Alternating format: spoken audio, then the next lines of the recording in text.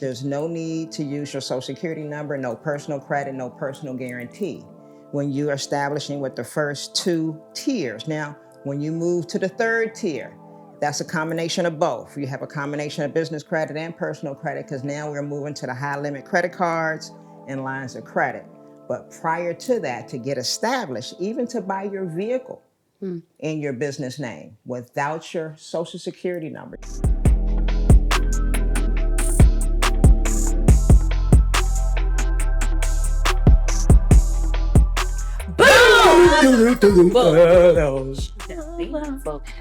My boy. Okay, welcome back to the couch. Welcome back to the couch, everybody. Hey. Welcome. Happy couch day. Gang, gang. Welcome. So today we are going to talk about business. This show is sponsored by our friends over at BetterHelp. And Mama Nadia already came and told us that this year we need to mind our business. And our business is our mind. And what better way to keep your mind in order than working with a licensed therapist? And our friends over at BetterHelp, those are the people you guys need to be reaching out to. Because when we're empowered and we're living an empowered life, we can take on whatever life throws our way. So, just for you, just for my audience, if you want to live a more empowered life, therapy can get you there. Visit betterhelp.com/thecouch for 10% off your first month. Whoop, whoop. That is 10% off your first month by going to betterhelp.com. That is betterhelp, HELP.com/thecouch. Go over there now.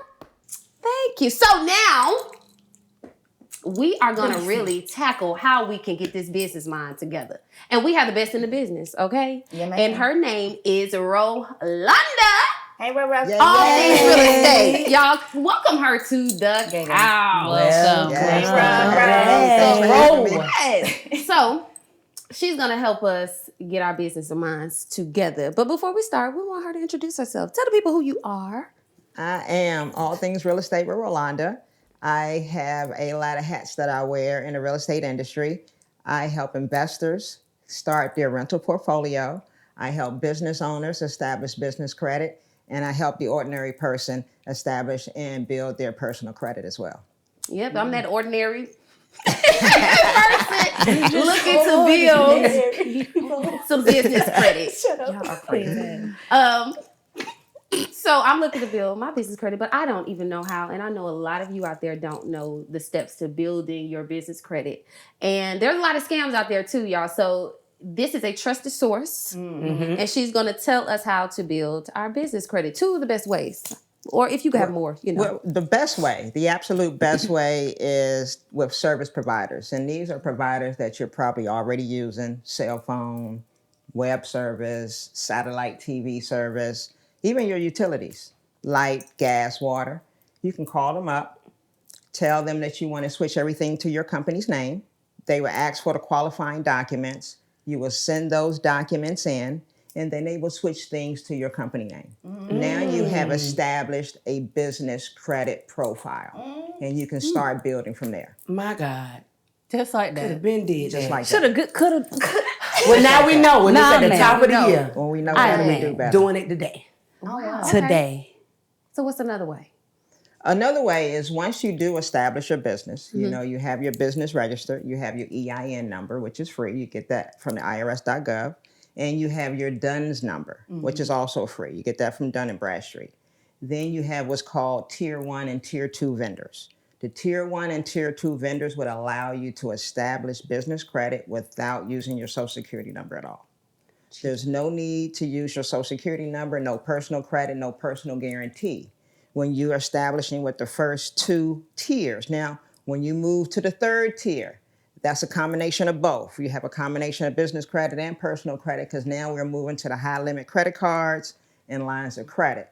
But prior to that, to get established, even to buy your vehicle in your business name without your Social Security number, just your EIN only, you do not need your Social Security number to get started.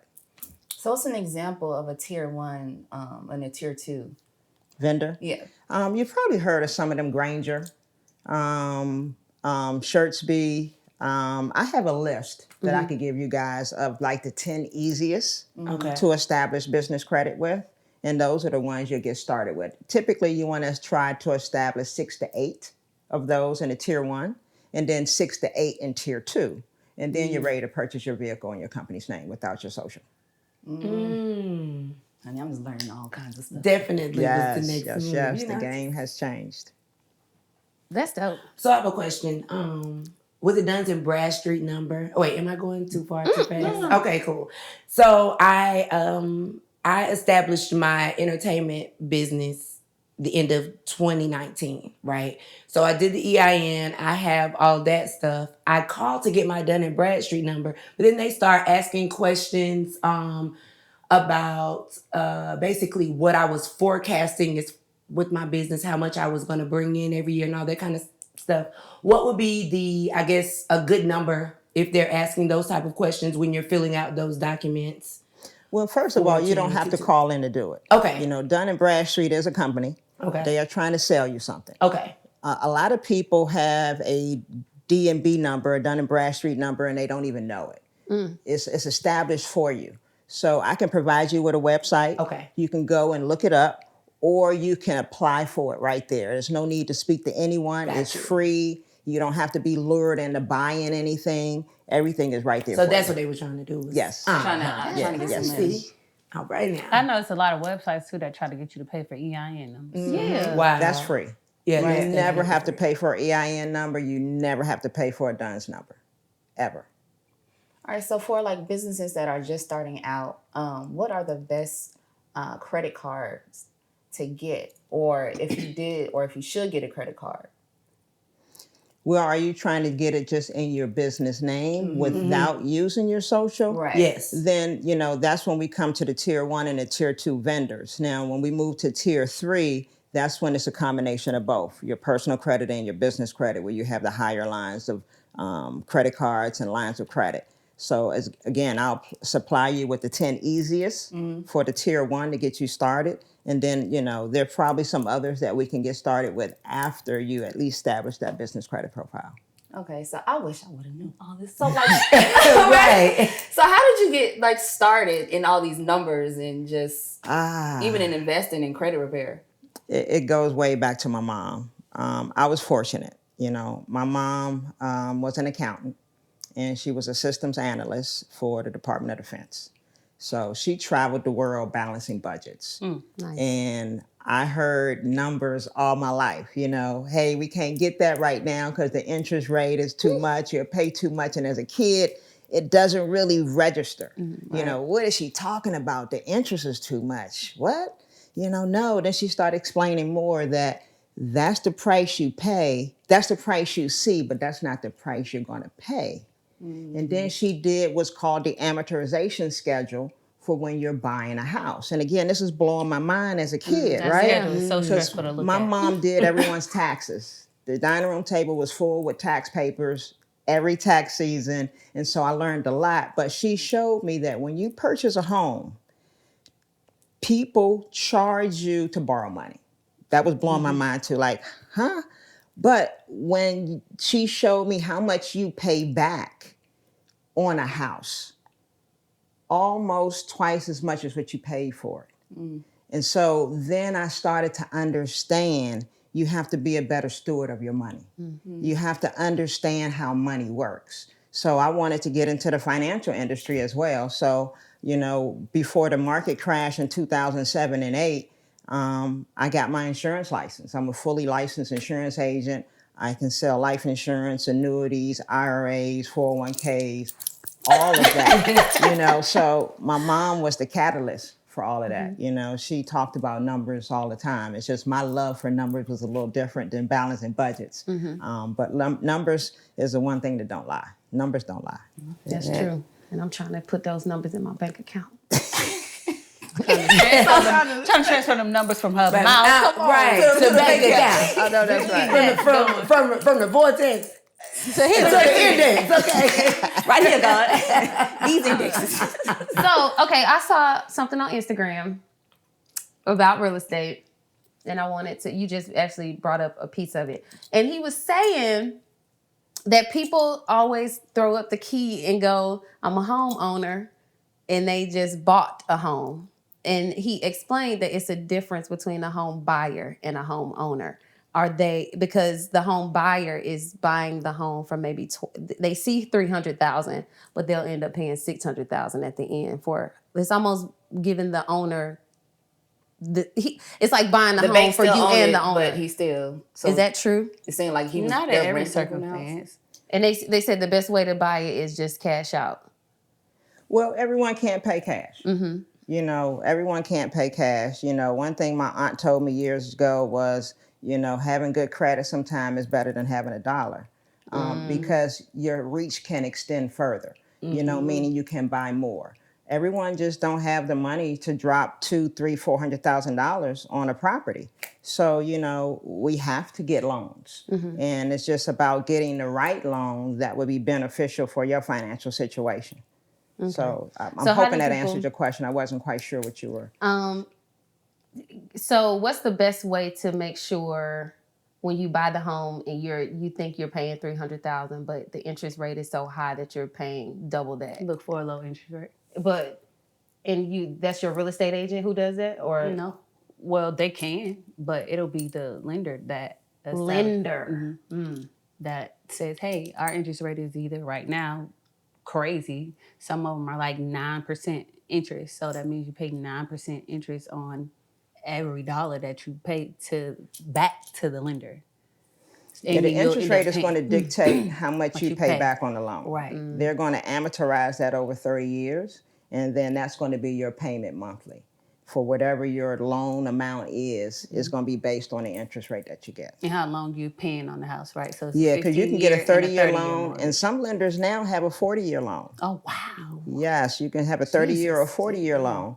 But one thing my mom taught me is once you pay your loan down for 5 years, because the first 5 years you're going to pay mostly interest anyway. Correct. If you're in a position to, then you want to refinance to a 15-year. Right. That's You want to my plan. refinance to a 15-year. Now you cut that 30 years down to 20. Look at, Bang. Is that what you did? No. Oh, okay. She just bought a home. Oh, nice. That's my plan. Nice. That's my plan. Nice. Because nice. I bought in this crazy market. So I'm like, for 5 years, I could stand it and then just refinance in 5 years and I'll be in a way better position. Absolutely. And bring it down to 15 years. And then my plan is to double pay on my mortgage. So pay my mortgage twice a month instead of once a month. So I can pay it down faster. Yeah, you can have an amortization schedule, which I can give you a copy of. Yeah, that I got as well. one in my house. Oh, nice, I got it in the nice. drawer. on And I was top. looking at, because I initially looked at it and I was overwhelmed as heck. I'm like, oh my God.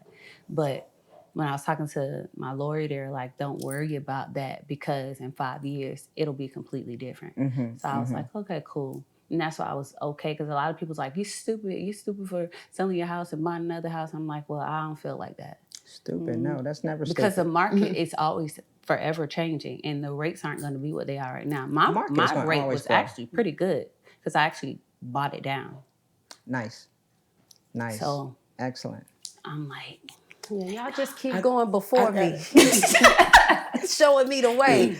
I got a non-mortgage, another, I guess, business question. Back to, well, my plan when it comes to all of the things in my career, my entertainment business, I really don't want anything attached to my name. I want everything to be in my business name, right? So after doing the utilities, the cell phone, and all of that, and even the tier 1, the tier 2, then the car in the business name, would that be the correct order, or could I do the car in between the tier 1 and tier 2?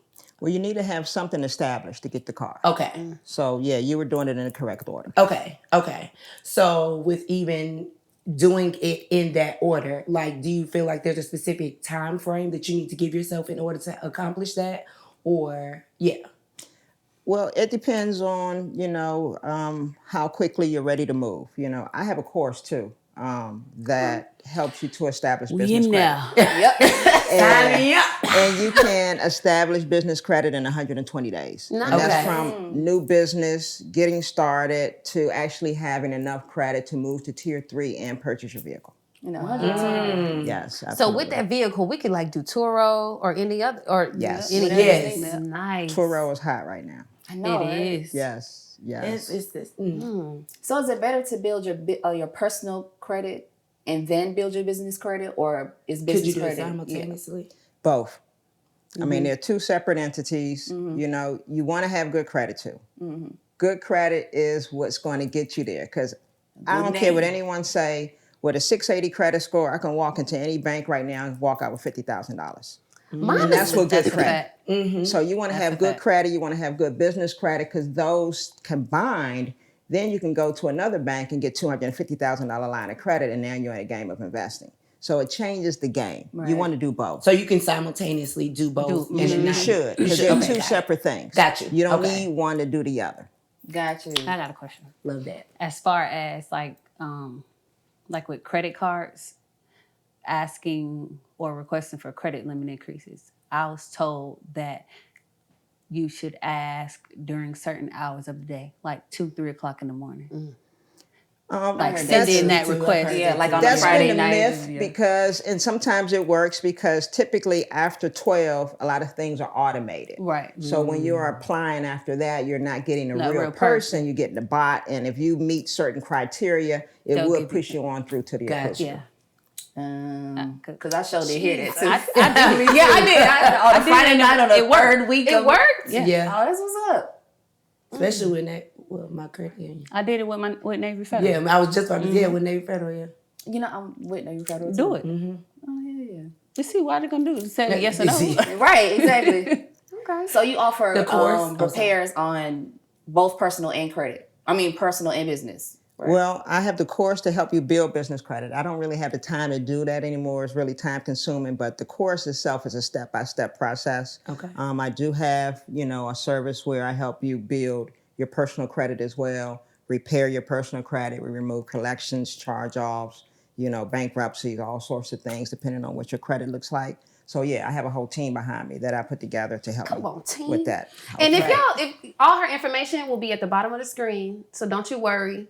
The email, the website, but we're gonna in the description we'll put how you can find the course and all of that. Okay, so don't you worry. The course is run automatically, or is it something that you have to wait a certain time of year to enroll? No, you can enroll at any time. Okay. Oh, so you talking about right now? Yeah, I was just talking wondering. about You yesterday. yesterday. Talking about, Like when we get done. talking about last night. Go ahead and do it. Right. Right. 620 days. Go ahead and start. It's 620 days. No, for these 120 days, right. go ahead and start. She No, said not okay. 600. 120 days, baby. Get these 3 months done. I got one more 4 months.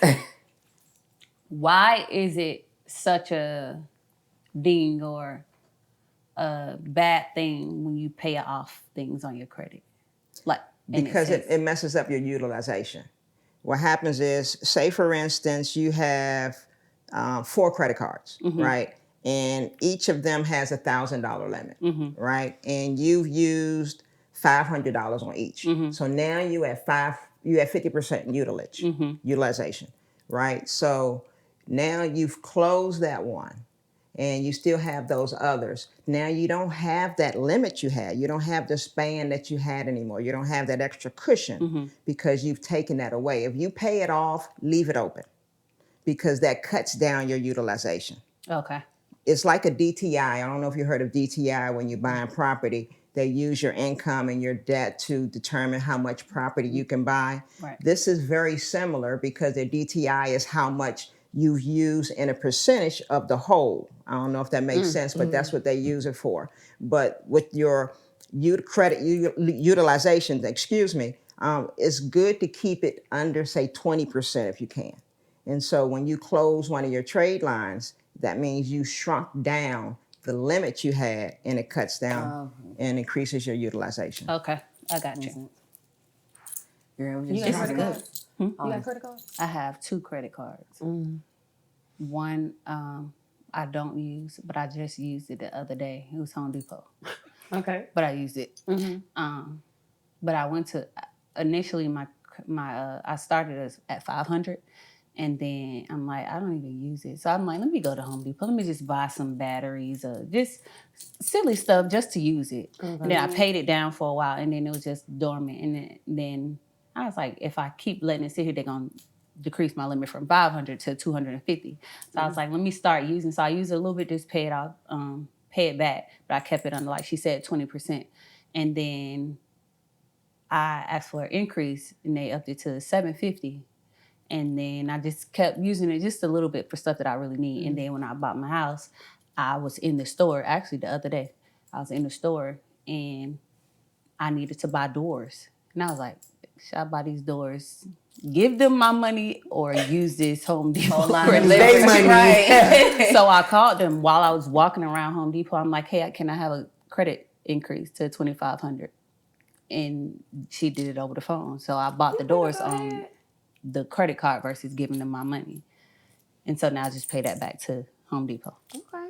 So it's just easier to use other people's Use their money. Yeah, that's what That's rich people do. leverage. They don't Yeah, use you their use- money. they don't use your credit own cards. money. They got a Yeah, credit I'm card. scared of for credit everything. cards. I've been scared of credit cards for I a have long been time. to. I've been to it. One of my friends, she took my phone from me, and she. This was when I got my Navy Federal credit card, and this was like only 2 years ago. And she took my phone. She said, "Come in." We was in Chick-fil-A line, and she put in. He applied for me a credit card, and I was like, "Oh God, they're gonna tell me no. They're gonna tell me no. They're gonna tell me no." And I got approved instantly. I was like, "Why am I so scared?" But now I just have to be responsible in paying it when I need to pay it, and don't spend more than I know that I can pay back. I can't speak for everybody's parents, but I'll say that I feel like a lot of the generation before us, I'll say like I saw it happen where I'll have some of my aunts and uncles would have a fear of when it comes to credit. And some of them used it and use it to their benefit. Those that were afraid have the most limits in their life and their resources. So I feel like that fear is it was built in where they were like, you got to be debt free. You should, but people with wealth, they use debt to continue. They Correct. don't use their money. was So a I line. think that it is the fear of those that were around us that made us sure. subconsciously. And after a For while, sure. and after you get to a certain limit, the credit card companies will start giving you money. Yeah, back. they just give it to right. you because they want you to, Right. you They know, want you to they use want it. you to They use want it. you. Right. And, Their and money. so A lot of them now have the cash back offer. Right. And Yeah. so, like for me, I use one card for mostly everything. And by the end of that month, I have $400, $500, $600, $700 in cash back that I can use. I'll pay Anywhere. everything with that card. Yeah. I'll pay my mortgage with it, all my utilities, because I know I'm gonna pay it off anyway. You want to pay those things that you know you're gonna pay anyway, anyways. because you get the cash back bonus. Now I got extra cash that I can spend on things that I was going to pay for anyway. Yeah. Right. Yeah. Makes sense. So even with putting the utilities on the business name, you can use those credit cards to pay it and still Yeah, pay it up. absolutely. Yeah. Absolutely. Yeah, use the card to give you the highest cash back option. Use that card to pay for everything. That. That's juicy. That's juicy. Yeah. I'm excited. I now. love that. Do I love some that for crazy us. stuff. I love that for us, all of us. Jump off the porch. Right. So when it comes to Airbnbs, we can use our business credit to fund Airbnbs, correct? Is that the best way to go? Or can people, should they own the property, or is it best to co-host the property? Which one would you guys? Well, if you can't buy right now, then just go through corporate arbitrage or corporate leasing. And then that way, because you already have your EIN, you already have everything. And then you can put your utilities and everything in that corporate name, whatever name it is. And once you have that business line of credit, whatever your credit looks like, I'm sure, whatever it is, she can help you. But if you have a good business line of credit, then you are open to just really furnishing that Airbnb, which is really the expense. And of course, you don't want to spend your own money because you're going to make that money back through the Airbnb, through the profit. I'm sorry. Yeah, everyone can't afford to buy. And a lot of people are getting in the game of Airbnb through Airbnb arbitrage. Right. They're finding property that they can rent, and then Remember, they can that's what sublet. Kristen was So saying. you find Arbitrage. property that you Find can somebody that use already got your business. Once you set your business up, then you can do corporate rentals. You can find someone that would allow you to do short-term corporate rentals with their property, Airbnb, and that's called Airbnb arbitrage. You don't have to own the property. It's a lot cheaper, and that's how a lot of people get in the game, because you paying versus a down payment and closing costs, you're paying first and last. Deposit, first month rent, and then you have to furnish the property. And you don't have to buy the furniture. A lot of people Correct. think they have to have go it out donated, and too. buy Exactly. it. You can rent the furniture and allow the property to pay for your furniture. So Correct. after you start, it's all about the numbers. I'm telling you. So when the property start generating cash flow, then you grow and you scale. You allow that to then buy your furniture. You don't have to lease the furniture any longer, because that is a bill, but it's a bill that's a lot cheaper than going and spending $5,000 and $6,000 all out the jump gate, right. to go and furnish your Airbnb. So it's a lot of ways that people are getting in the game without buying the property. You can do Airbnb arbitrage and you in there. It's always about leveraging your money, or not even your money, but other people's money to get you some money. Leverage other people's money. Cool. So what should we be invested in? Short-term, long-term investments? Both. I am a proponent of diversifying. I think there's the two best things hands down to invest in, and that's investing in real estate and investing in yourself. Now, you do want to have a retirement plan as well. You want to have something you can diversify. If you're working and your company offers a 401k, take it. That's something else that you can have that will help you on your retirement. For us self-employed people, if you are able to invest in an IRA, get that too. That's something else that will go towards your retirement. But real estate investments, hands down, is the way to go, because it helps you to increase passive income that will continue month after month, year after year. And that's what we Generation after need. generation. Yes, that's something you for really the can next pass on. When and the people next talk and the about generational wealth, Right. you have to own something. Yeah. True. You have to own something to pass it on. Some people may have a good business to pass on, but if who you passing it on to doesn't have the business mind to run that Right. business, it's not going to go past that generation. And then you're really just passing on the business, something they have to work at. But if you have some tangible assets, like an apartment building, that's bringing in, a few $1,000s a month, is managing by the management company. That's a tangible asset that you can pass on. And that's when we really start to create generational wealth. So generational wealth and the generational mindset to continue with the wealth. Yeah, we have to change our mindset, because in our community, a lot of people get caught up on the terms and the trendy terms. And generational wealth right now is a trendy term. It's real trendy. Right? But a lot of those people that screaming generational wealth, how about this? They don't have life insurance. Something happens to them, I see GoFundMe pages, and I'm not knocking anyone that has a GoFundMe page, because I contribute to a lot of them, and I still will. But the point is, in our community, we don't talk about and put value Right. on certain things that we should. And life insurance is the one thing that we can pass on to our loved ones to give them a start, I agree. so they could not fall behind when things fall short. So we lose the breadwinner in our family. What happens? We Everybody go go down. GoFundMe, and how long is that cash gonna last, right? And so we need to have different conversations around the table, where we talk about having life insurance. And it was a real thing for me, because I lost my brother when I was 14. Right? He was killed in the streets of DC. I'm from DC. And he did not have life insurance, right? My mom had to bury him out of pocket. And not only seeing the grief that she was going through, but seeing all that she had to spend, because we glamorized the whole funeral thing. That's a whole nother conversation. But he didn't have life insurance. So he didn't have anything to pass on to his kids, which is my niece now, that I'm planning to look out for. He didn't have anything to pass on. And so that wasn't a real conversation we had around our table, but that showed me that I didn't want to put my mom through that. I didn't want her to bury another child that didn't have life insurance. I'm glad I outlived her, where she didn't have to bury another child, but it's something that we need to put more value on, because that's something we can absolutely pass on to the next generation, and it gives them a leg up. How many life insurance policies do you think one person should have? Well, it just depends. If you're working, I think you should take advantage of the life insurance that your company offers. and you should have one outside of your company.